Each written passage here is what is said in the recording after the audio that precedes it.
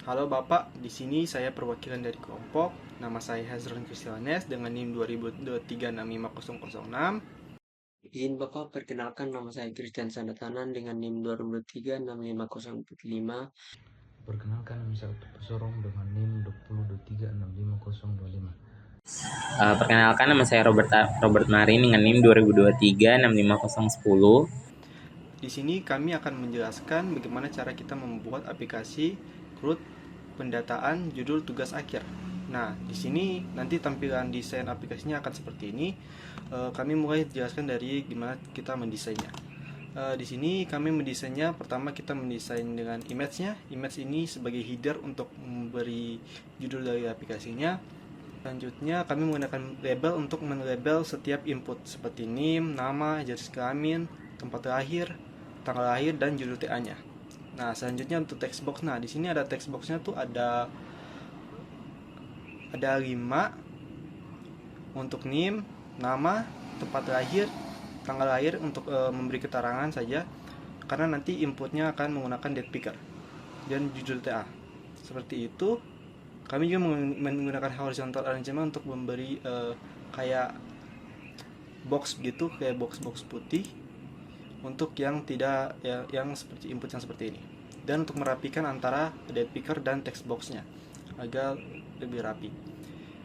Selanjutnya untuk yang di bawahnya sini kami menggunakan horizontal arrangement juga untuk memberi uh, desain yang rapi antara keempat tombol. Nah, di sini ada tombol create, update, delete, dan back. Selanjutnya di sini kami memasukkan review untuk melihat data-data yang sudah ada di database, menggunakan notifier untuk memberi notif bahwa aplikasi atau data yang ketika kita menggunakan fungsi delete. Jadi ketika kita menggunakan fungsi delete, kita akan diberi notifikasi bahwa Anda yakin untuk menghapus data ini atau tidak. Nah, di sini Firebase kita mengisi tokennya dari Firebase dari Google. Firebase dia punya token dan dia punya URL. Oke, selanjutnya kita akan menjelaskan blocksnya. Oke, di sini saya akan menjelaskan bagian bloknya.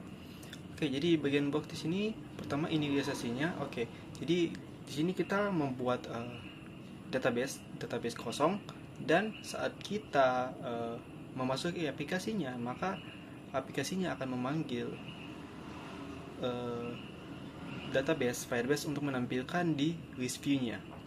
Oke, selanjutnya untuk menambah data dan cek NIM-nya. Oke, di sini pertama dia akan cek NIM dulu. Kita membuatnya, dia akan mencek NIM dulu apakah jika NIM dengan tag NIM ya. Jadi jika kita value-nya 0, artinya NIM-nya belum ada, dan jika value-nya bukan 0, maka NIM-nya sudah ada. Maksudnya kalau value-nya kosong, berarti dia punya NIM belum ada. Tapi kalau value-nya ada, dia cek berarti NIM-nya sudah ada, maka dia akan memberikan notifikasi bahwa dia punya NIM sudah ada.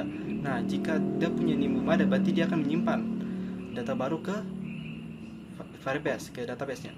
Oke, dan dia akan menampilkan aplikasi bahwa data sudah tersimpan dan memperbarui list view. Jadi dia akan langsung otomatis real time memperbarui review dan membersihkan form input.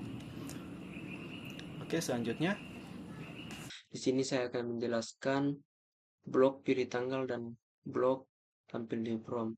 Pada blok pilih tanggal, ketika pengguna memilih tanggal di sistem akan mengambil nilai hari, bulan, dan tahun dari komponen pilih tanggal. Kemudian akan menggabungkan ketiganya menggunakan blok join.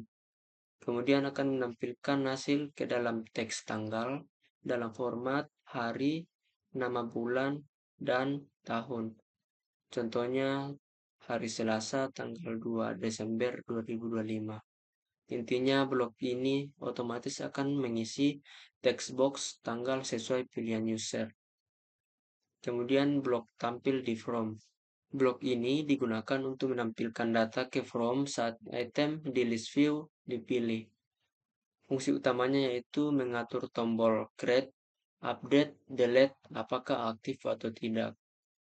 kemudian akan mengubah warna tombol untuk menunjukkan status yang sedang digunakan. Kemudian mengambil data yang dipilih di list view, kemudian data dipecah berdasarkan tanda garis lurus atau vertikal. Setiap bagian data dikirim ke input yang sesuai NIM, nama, jenis kelamin, tempat lahir, tanggal lahir, kemudian judul TA. Intinya blok ini berfungsi untuk menampilkan kembali data yang sudah dipilih ke dalam form sehingga pengguna bisa melihat dan mengedit data tersebut jika ada kesalahan. Sekian. Di sini saya akan menjelaskan pada bagian membersihkan form dan mengupdate data.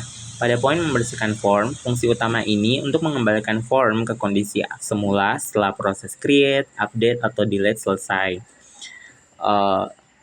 Dan yang kedua, tentang update data pada bagian blok ini. Blok ini digunakan ketika user ingin memperbarui data yang sudah ada di Firebase agar bisa mengupdate atau mengambil data baru dari form, serta menyimpan data pembaruan ke Firebase, serta menampilkan notifikasi berhasil. Nah, di sini saya akan menjelaskan blok delete. Nah, blok delete ini dia berfungsi untuk menghapus data mahasiswa berdasarkan NIM dari Firebase dan memperbarui list view. Saat tombol delete diklik, dia akan muncul dialog konfirmasi yakin ingin menghapus data dengan NIM. Kemudian ada tombol pilihan hapus atau batal.